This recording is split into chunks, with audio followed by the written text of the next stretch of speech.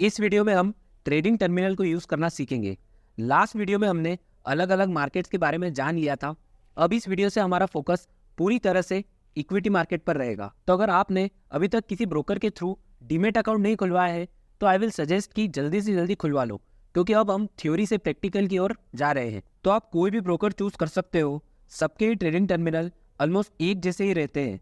मैं ज़ीरोधा काइट का यूज़ कर रहा हूँ, मे भी आप कोई और ब्रोकर का टर्मिनल यूज़ कर रहे होंगे, पर मेन फीचर्स ऑलमोस्ट सिमिलर ही रहते हैं। तो ये हमारा ट्रेडिंग टर्मिनल है।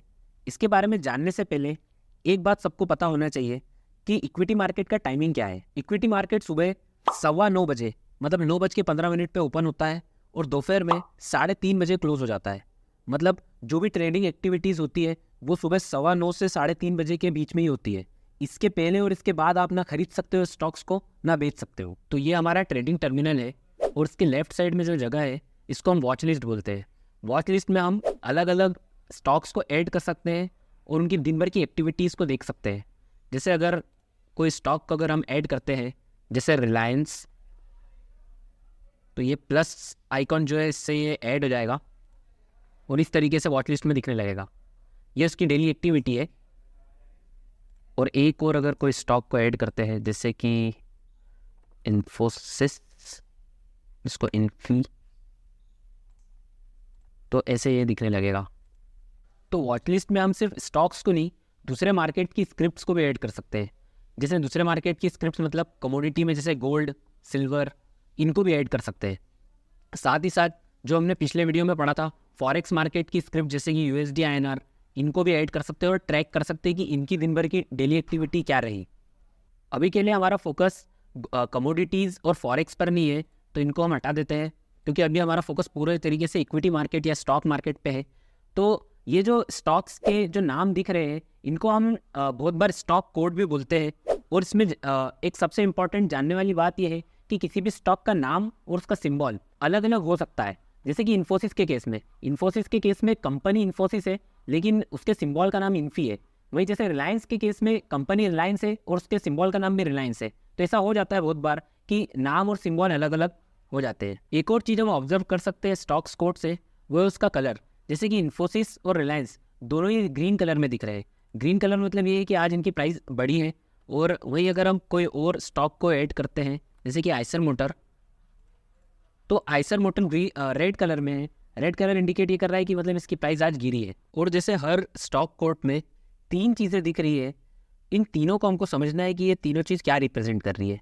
तो सबसे पहले जो रेड और ग्रीन में दिख रही है, जिनको हम प्राइस बोलते हैं, एक्चुअल में इसको हम सिर्फ प्राइस नहीं बोलते, इसको एलटीपी बोलते हैं। एलटीपी मतलब last traded price. Last traded price का मतलब ये होता है कि वो आखिरी प्राइस जिसमें कोई भी ट्रेडिंग एक्टिविटी हुई है। जैसे रिलायंस की आखिरी लास्ट ट्रेडेड प्राइस है 2915.40।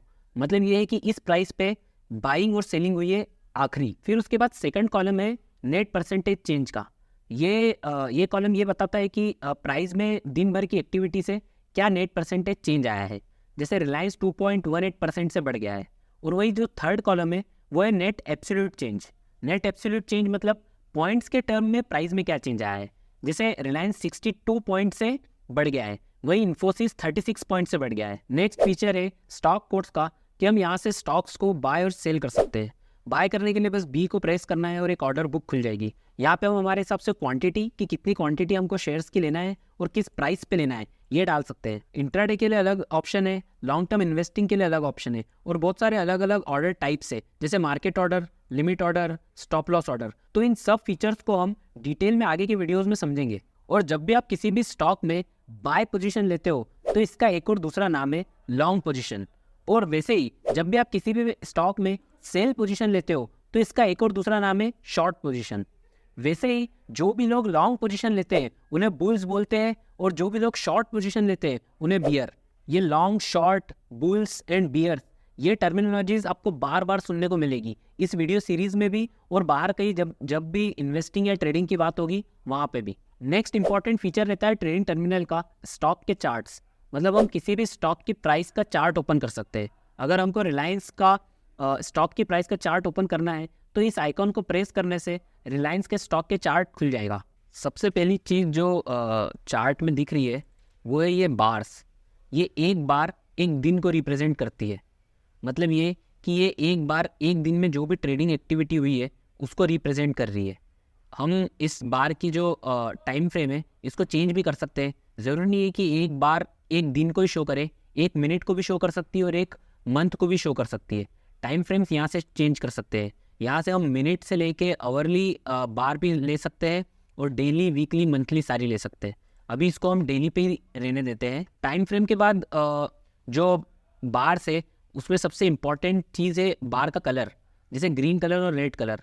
ग्रीन कलर ये रिप्रेजेंट करता है कि इस दिन जो रिलायंस का शेयर है उसकी प्राइस एप्रिशिएट हुई थी, और वही जो रेड कलर है वो ये बताता है कि उस दिन रिलायंस के शेयर की प्राइस नीचे गिरी थी। ये प्लस और माइनस के बटन से हम जूम इन कर सकते हैं और माइनस के बटन से हम जूम आउट कर सकते हैं, ताकि बिग पिक्चर को देख पाए कि लॉन्ग टर्म में रिलायंस के शेयर ने कैसा परफॉर्मेंस दिया है, ताकि हमें ट्रेंड का एक अंदाज़ा हो पाए।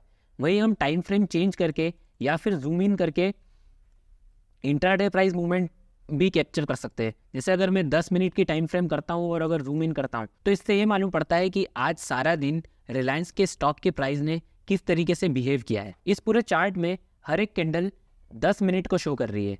हर एक कैंडल ये शो कर रही है कि 10 मिनट में रिलायंस की प्राइस ने क्या मूवमेंट दी थी। हो सकता है अभी इन बार्स को देख के बहुत सारे क्वेश्चन आ रहे होंगे आपके दिमाग में कि इन बार्स को रीड कैसे करते हैं।